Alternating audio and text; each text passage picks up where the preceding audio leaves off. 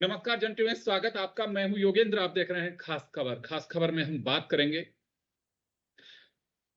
पाकिस्तान की गोद में बांग्लादेश बैठा है।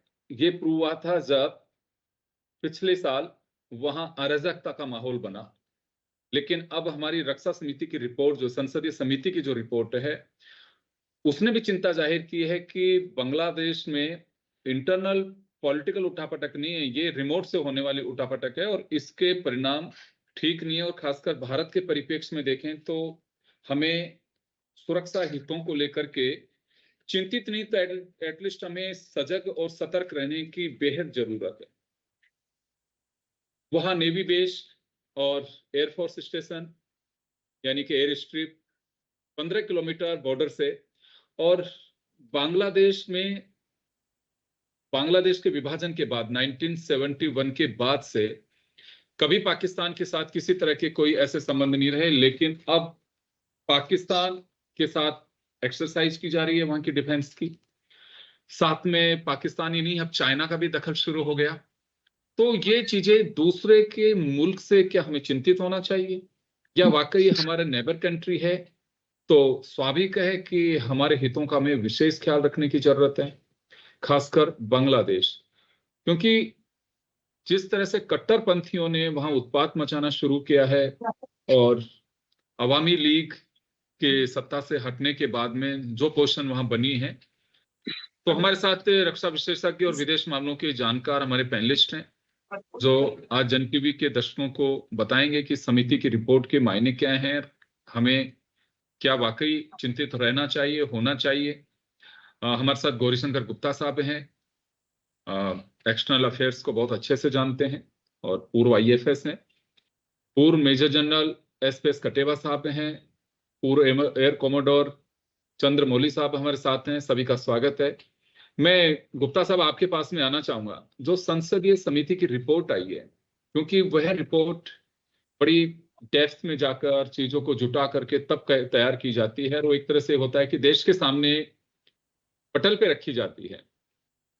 उसमें जो चौंकाने वाली बात आई है कि वाकई हमें सजग और चिंतित, दो बातें होती हैं। सजग तो हमेशा हम रहते हैं, लेकिन क्या वाकई हमारे लिए थोड़ी चिंता की बात है ये जो चाइना और पाकिस्तान का दखल वहां शुरू हो गया? नमस्कार योगेंद्र जी, सब पैनलिस्ट को भी मेरा नमस्कार, आपके दर्शकों को भी नमस्कार। देखिए, मेरा ये मानना है, क्योंकि मैं बांग्लादेश में सर्व कर चुका हूँ।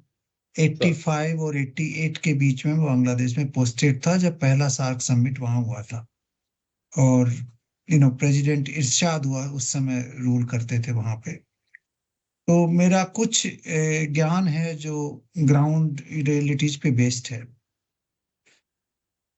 देखिए, हमें 3-4 फैक्ट्स को बड़ा क्लियरली देखना चाहिए। पहले तो बांग्लादेश के साथ हमारी 2400 किलोमीटर से ज्यादा लंबी बॉर्डर है, और ज्यादातर बॉर्डर पोरस है। वहां पे कोई नेचुरल फीचर्स नहीं है, एक्सेप्ट सम रिवर्स को छोड़ के, रिवर या वाटर बॉडीज को छोड़ के ज्यादातर बॉर्डर है वो कंप्लीटली पोरस है।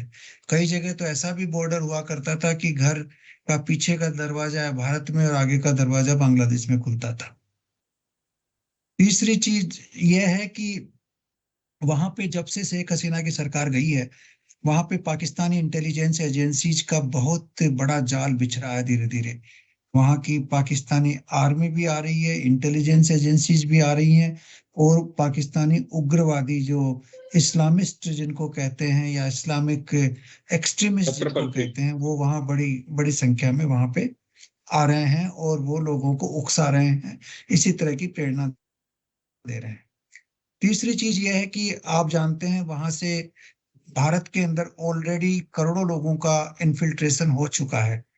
अगर आप पूरी जनसंख्या में देखें तो कम से कम 3 से 4 करोड़ बांग्लादेशी हिंदुस्तान में होंगे अभी, जिनमें से हो सकता है 2 करोड़ बंगाल में हो, और कुछ आसाम में होंगे, और कुछ और प्रांतों में होंगे। तो मेरा जब वहां पे निवास था ढाका में, तभी आप जानते हैं कि जो बॉर्डरिंग डिस्ट्रिक्ट्स हैं इंडिया और बांग्लादेश की, तो उनमें जो इंडिया की बॉर्डरिंग डिस्ट्रिक्ट्स हैं उनमें हर 4-5 साल में पॉपुलेशन डबल हो जाया करते थे। ये स्टडीज की हुई है उस समय की। तो ये एक बहुत बड़ा फैक्टर है इन्फिल्ट्रेशन का।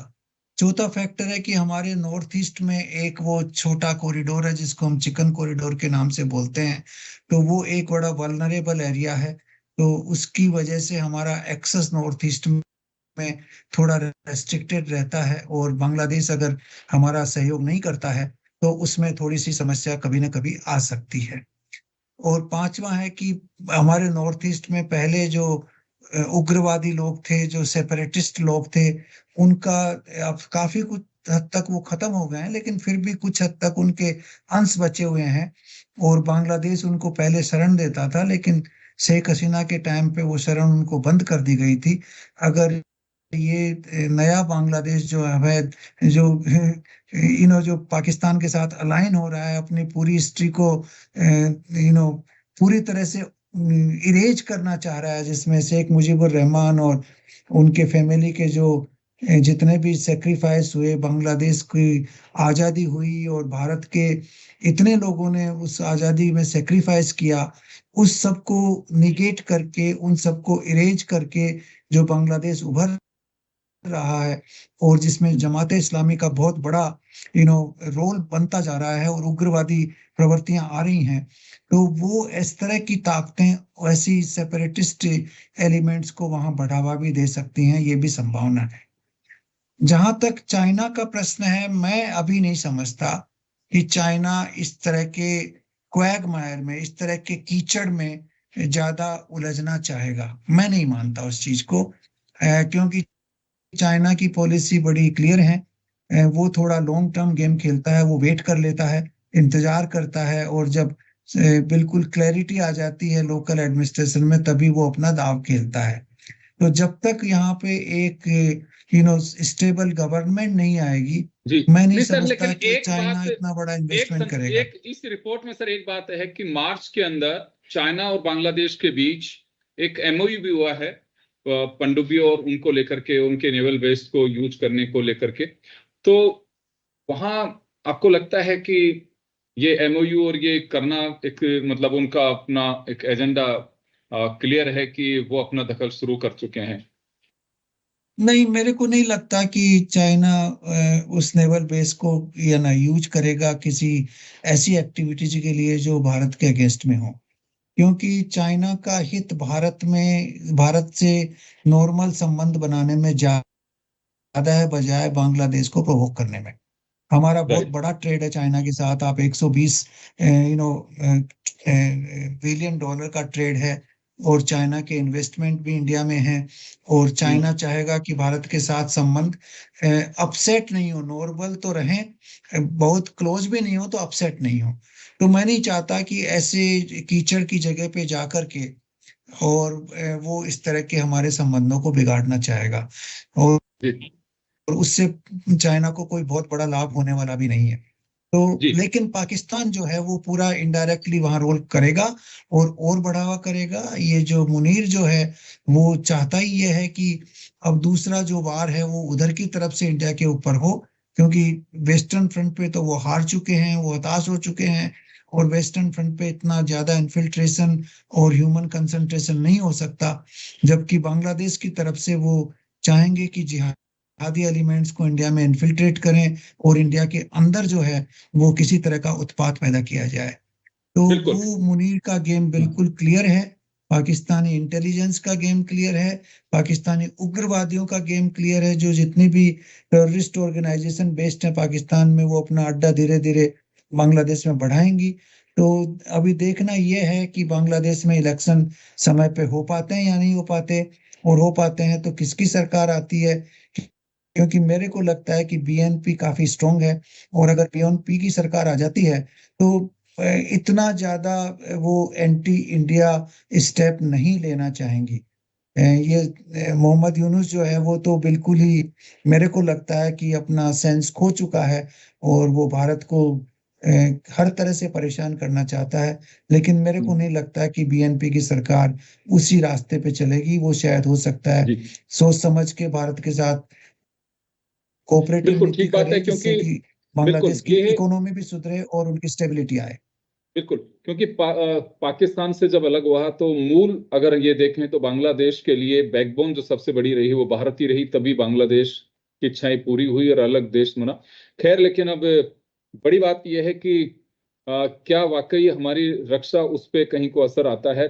तो चलिए बात करेंगे हम कटेवा साहब से। कटेवा सर, आपको क्या लगता है कि जैसे गौरशंकर गुप्ता साहब, क्योंकि वहां पे उन्होंने अपनी सेवाएं दी हैं ढाका में, बांग्लादेश में, तो उनको काफी एक्सपीरियंस है, क्योंकि वहां की क्या बेस है, क्या सोच है, उससे भी अवगत रहे हैं। आपको क्या लगता है कि पाकिस्तान की गोद में पूरी तरह से, क्योंकि ये बात तो सही है कि अभी वर्तमान में जो वहां पे कार्यकारी सरकार है वो पूरी तरह से बैठी हुई है पाकिस्तान के लोग, और अब तो मुझे लगता है कि ये सारी रचना पाकिस्तान के माध्यम से भी उस अपदस्थ करने के लिए और एक साजिश रची गई वहां तख्ता पलटने की और सारी। लेकिन क्या वाकई ये हमारे लिए भी किसी तरह की चिंता की बात है? देखिए योगेंद्र जी, जैसा कि गौरी शंकर जी ने बताया है कि पाकिस्तान और पाकिस्तान की जो इंटेलिजेंस एजेंसी है ISI, वो उसका पूरा काम है अभी, क्योंकि वेस्टर्न फ्रंट पे तो उनके सेचुरेशन आ चुका है। जब भी कोई ऐसा कार्रवाई हुई है तो हम लोगों ने उसे मुंह तोड़ जवाब दिया है, और वो हमेशा ये प्रॉक्सी वार में विश्वास करता है। फुल फ्लेजेड वार पाकिस्तान को हिंदुस्तान के साथ करने की ना तो उनकी क्षमता है और ना वो इसमें हाथ डालेंगे, क्योंकि वो बिल्कुल फिर बर्बाद हो जाएगी। पर प्रॉक्सी वार जैसे कितने पिछले 20-30-35 साल से जम्मू कश्मीर में कर रहे हैं, उसी तरह से उन्हें एक मौका मिल गया है। जैसे कि इन्होंने बताया कि बांग्लादेश में बॉर्डर पोरस है, और अगर बांग्लादेश और पाकिस्तान में अगर आना जाना बिना जो भी फ्रेंडली कंट्री होती है वहां आना जाना बिना वीजा के शुरू हो जाता है। तो इस तरह की कई अगर हुई और फ्री मूवमेंट हो गया तो फिर पाकिस्तान से जो टेररिस्ट ट्रेन किए हुए उन्हें बांग्लादेश जाने का कोई रुकावट नहीं होगी, और फिर वहां से वो इन्फिल्ट्रेट करके हिंदुस्तान में आ सकते हैं। बड़ी मुश्किल से हमारा नॉर्थ ईस्टर्न पार्ट है कंट्री का, वो काफी स्टेबलाइज हुआ है, अभी भी है, क्योंकि इंसर्जेंसी एक ऐसी चीज है जो शुरू हो जाती तो बिल्कुल खत्म नहीं होती। छोटा मोटा छुटपुट हरकतें करते रहते हैं, और तो उनको बढ़ावा मिलेगा। और फिर हमारे जितने नॉर्थ ईस्ट के स्टेट्स हैं, असम और मणिपुर, जो जहाँ काफी असम तो भी काफी स्टेबल है, बट मणिपुर अभी भी अनस्टेबल है, तो उससे वहाँ के जो उग्रवादी ग्रुप हैं उनके साथ अगर सांठगांठ हुई तो वो जरूर भारत के जो शांति है उसे भंग करने की कोशिश कर सकते हैं। एक चीज और जो उन्होंने बताई, चीन का क्या इसमें रोल होगा। चीन मुझे नहीं लगता, मुझे मेरा सोचना है कि जैसे अभी हमारे ऑप सिंदूर में आपने देखा कि चीन पूरी तरह से पाकिस्तान के साथ था, और हर एक चीज उनको इंटेलिजेंस, उनकी आर्मामेंट, हर एक चीज रियल टाइम उनको बता रहा था हिंदुस्तान में सैटेलाइट पिक्चर्स के द्वारा कि हम क्या करने वाले हैं, और उन्होंने काफी उनकी मदद की है। और इसके साथ साथ उन्होंने उनको अभी हथियार और काफी चीजें भी देने की उन्होंने पेशकश की है। इसके साथ साथ वो कितने सारे वो गडर एयरपोर्ट, उसका जो पोर्ट है उसको डेवलप कर रहे हैं। वहाँ बेल्ट एंड वो जो उनका स्कीम है एक रोड RNB वाला, वो उसको वो अभी बढ़ावा दे रहे हैं, वहाँ काफी डेवलपमेंट कर रहे हैं। तो इसी तरह से अभी बांग्लादेश में भी उन्होंने, जैसा कि आपने बताया, अभी पेकुर पोर्ट के ऊपर वो 8 पनडुब्बी बना रहे हैं, और उसके लिए बांग्लादेश के पास सिर्फ 2 पनडुब्बियां हैं, 2 सबमरीन है, अभी 8 सबमरीन चीन की सहायता से वहां बन रही है। और इसी तरह से जो उनका मोंगला पोर्ट है, जैसा कि आपने बताया, उसको वो डेवलप कर रहे हैं, $370 मिलियन का इन्वेस्टमेंट कर रहे हैं।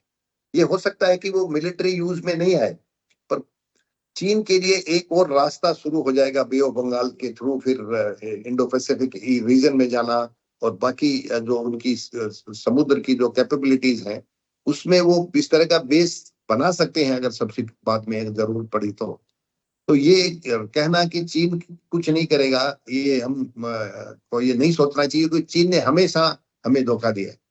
और चीन का ये प्रिंसिपल है कि वो अपनी ट्रेड को इंटैक्ट रखना चाहता है, और भारत के साथ डायरेक्ट कन्फ्रंटेशन से वो बचना चाहता है। इसी तरह से आपने देखा कि भी इस लद्दाख में कितना जबरदस्त उन्होंने काम किया, और हमारे उसके बावजूद हमारी सेना ने वापस रिटेलिएट करके उसको सिचुएशन को स्टेबलाइज किया।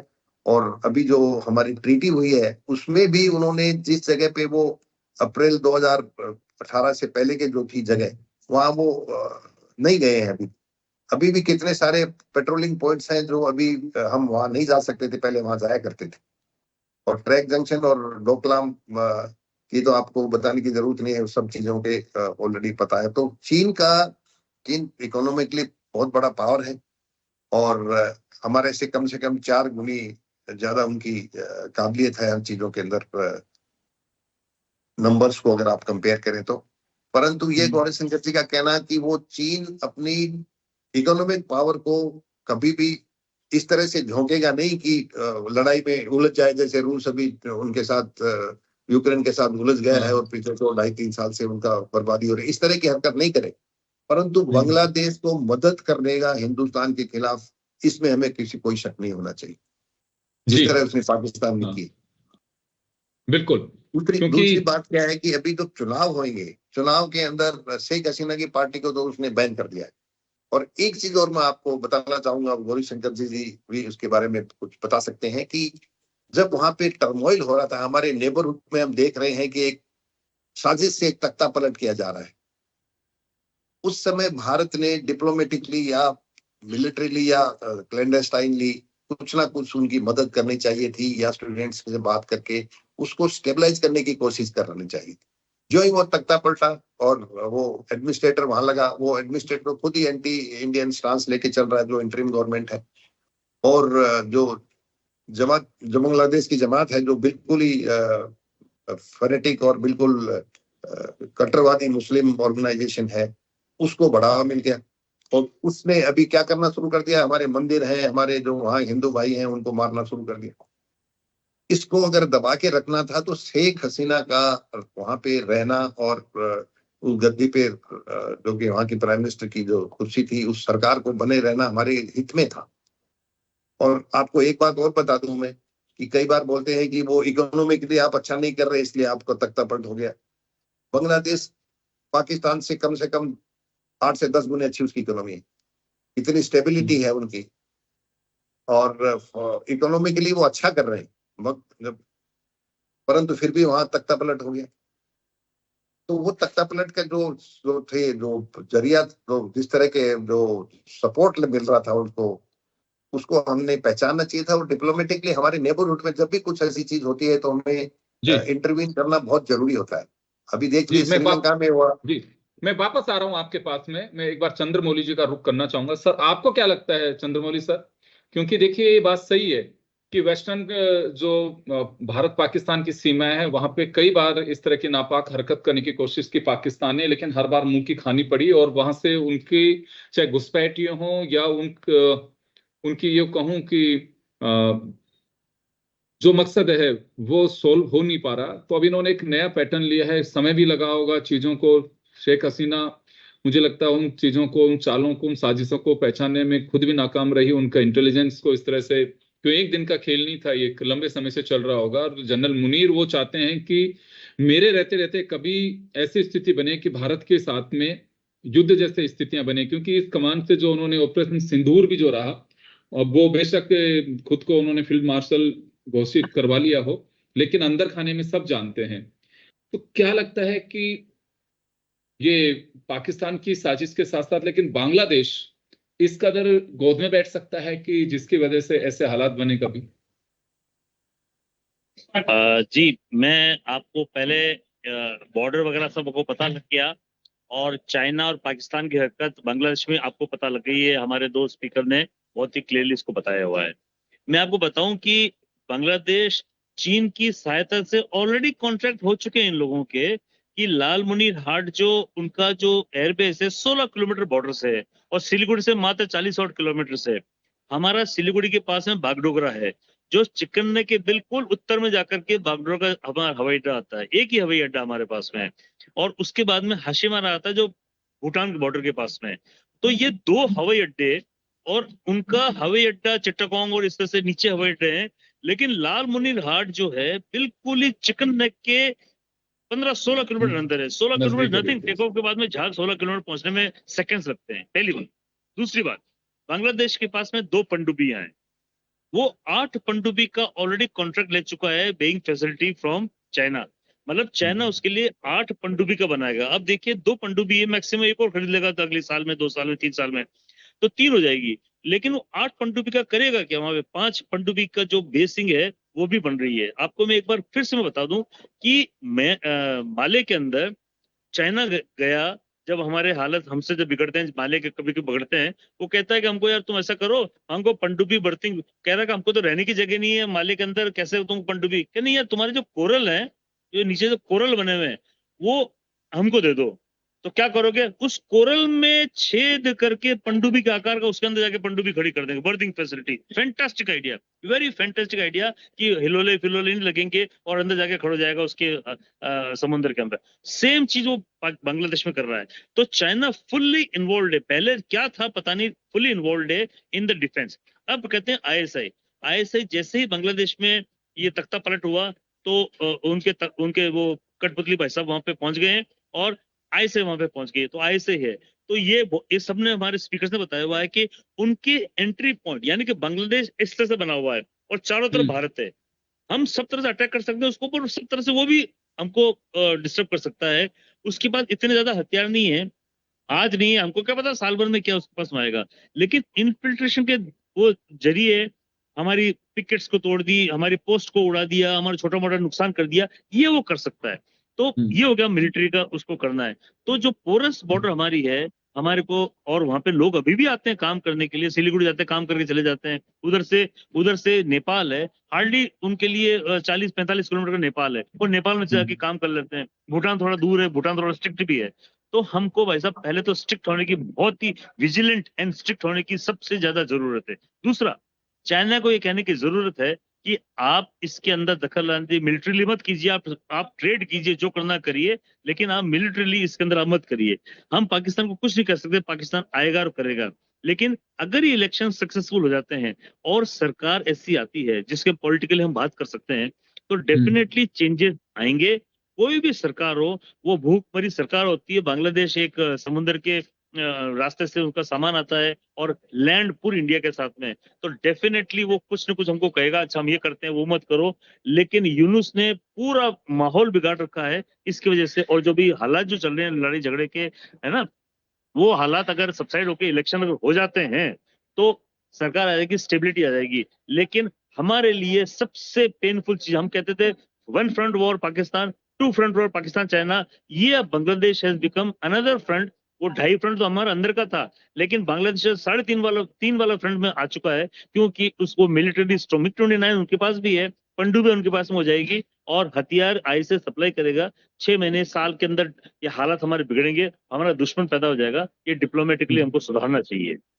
बिल्कुल आप सही कह रहे हैं, क्योंकि जो एक्सरसाइज है वो पाकिस्तान की, चाइना की बेशक कम हो सकती है, लेकिन वो है यही करेगा, सीधे फ्रंट पे नहीं आकर के अपने ऐसे एलिमेंट्स को घुसपैठ कराने की कोशिश करेगा मजदूरी के जरिए और किसी माध्यम से, क्योंकि अभी तक तो कुछ ऐसा बॉर्डर सील तो है नहीं। तो वो सब कुछ हमारे लिए थोड़ी चिंता की बात हो सकती है और इनडायरेक्टली डिस्टर्ब करने का एक मानस उसका बन सकता है। और जिस तरह से अभी इंटरिम गवर्नमेंट वहां पे है, वो पाकिस्तान के साथ में उनके आने के बाद से वॉर एक्सरसाइज शुरू की है, वेपन्स की उनकी आपस में डील चल रही है, तो वो कहीं ना कहीं अब ये है कि उनके साथ में पाकिस्तान के साथ, ये मालूम नहीं है कि पाकिस्तान बांग्लादेश को वापस से कब निकल जाएगा, ये पता भी नहीं लगेगा उनको। लेकिन खैर वो उनका इंटरनल मामला है। लेकिन हमारे लिए बस ये बात है कि हमें और सजग रहने की आवश्यकता है। मैं गुप्ता साहब आपके पास में आना चाहूंगा, मैं एक मिनट जरूर आप लोगों के पास में। अभी पुतिन आए, क्योंकि पाकिस्तान अमेरिका की गोद में भी बैठना सुरा, खासकर अगर ट्रेड्स को लेकर के बात करें तो आपको ध्यान होगा कि ट्रंप अपने हितों को साधने की कोशिश कर रहे हैं वाया मुनीर। आपको सभी लोगों को मालूम भी है कि वहां के प्रेसिडेंट और प्राइम मिनिस्टर को भी साइड लाइन करके और मुनीर को उन्होंने बुलाया, क्योंकि और उनको मजबूत भी किया। हो सकता है कि फील्ड मार्शल भी ट्रंप के कहने पे ही वहां की गवर्नमेंट ने दिया हो, कोई बड़ी बात नहीं है। तो यहां चाइना भी चाल को समझ रहा होगा, पुतिन भी अपना रोल कहीं इसमें प्ले कर सकते हैं। योगेंद्र जी, मेरे को नहीं लगता कि पुतिन साहब इसमें इन्वॉल्व होंगे जी। अगर कोई बहुत क्रिटिकल इश्यू होगा तो यही होगा कि वो पाकिस्तान को हथियारों की या मिसाइल्स की या कोई टेक्नोलॉजी की सप्लाई नहीं दे, ये इश्यू होगा। लेकिन वो डायरेक्टली हमारे और पाकिस्तान के बीच में इन्वॉल्व नहीं होंगे इस स्टेज पे। अभी जो चाइना जो है उसका इन्वॉल्वमेंट इसलिए ज्यादा है क्योंकि एक तो वो सीपेक की कॉरिडोर बनी हुई है जिसमें करीब $60 बिलियन चाइना ने इन्वेस्ट कर दिया है। दूसरा, उनके हथियारों का सबसे बड़ा मार्केट पाकिस्तान में है और वो ये चाहते हैं कि उन हथियारों की सप्लाई और जगह भी हो, सेल और जगह भी हो, तो वो उसको सक्सेसफुल दिखाना चाहते हैं। इसलिए पाकिस्तान के साथ उनका इन्वॉल्वमेंट बहुत डीप हो चुका है और उसको कंटेन करना थोड़ा सा चाइना के लिए भी मुश्किल होगा क्योंकि वो काफी आगे बढ़ चुके हैं। जबकि पाकिस्तान अब वापस अपना गेम पलट के यूएस के क्लोज हो रहा है, फिर भी वो चाइना के साथ रहेगा, चाइना भी उसके साथ रहेगा। क्योंकि अगर आप स्ट्रेटेजिकली देखें तो ये पाकिस्तान का जो लैंड मास है वो बहुत स्ट्रेटेजिकली लोकेटेड है। उसका एक्सेस सब जगह है, मिडिल ईस्ट है, सेंट्रल एशिया है और चाइना है और साउथ एशिया है और सी में भी है। तो उसको कंसिडर करते हुए चाइना अपना इन्वॉल्वमेंट रखेगा और चाइना और पाकिस्तान के रिलेशंस रहेंगे। चाहे वो अमेरिका के साथ रिलेशन और बढ़ाए, कोई मेरे को नहीं लगता उसमें कोई चाइना के साथ रिलेशन में फर्क पड़ेगा। लेकिन वो सिचुएशन बांग्लादेश के साथ मेरे को नहीं दिखाई दे रही है क्योंकि बांग्लादेश के साथ अभी सारा कीचड़ ही कीचड़ का माहौल है। वहां की जनसंख्या भी, अंदर की परिस्थितियां भी ठीक नहीं है, पॉलिटिकल स्टेबिलिटी नहीं है। तो चाइना मेरे को नहीं लगता कि इतना उलझेगा, लेकिन जी मैं और वक्ताओं से सहमत हूं कि वो उनको कुछ इनडायरेक्टली मदद कर सकता है बांग्लादेश को और उसकी वजह से हमारे को परेशानियां हो सकती हैं। इसमें मैं सहमत हूँ। चलिए, मैं माफी चाहूंगा सर, समय का अभाव है क्योंकि समय हो चुका, लेकिन हमारे रक्षा विशेषज्ञ ने और जो विदेश मामलों के जानकार गुप्ता साहब ने बड़ी बारीकी से चीजों को समझाया है और निश्चित रूप से ये सबके जहन में भी है। जैसे बांग्लादेश डिस्टर्ब हुआ, उसी के साथ में पहले भी कटेवा साहब ने कहा था कि नेपाल के साथ साथ बांग्लादेश भी अब थोड़ा डिस्टर्ब कर सकता है, वहां भी हमें फोकस करने की जरूरत है। ये शायद जो संसदीय समिति की रिपोर्ट है उन तमाम फैक्ट्स को ही आधार बना करके भविष्य की चिंताओं को जाहिर करते हुए बनाई गई है कि इस समय और सजग रहने की आवश्यकता है। तो चलिए, आप सभी का बहुत बहुत शुक्रिया। खास खबर में इतना ही, दीजिए इजाजत, नमस्कार।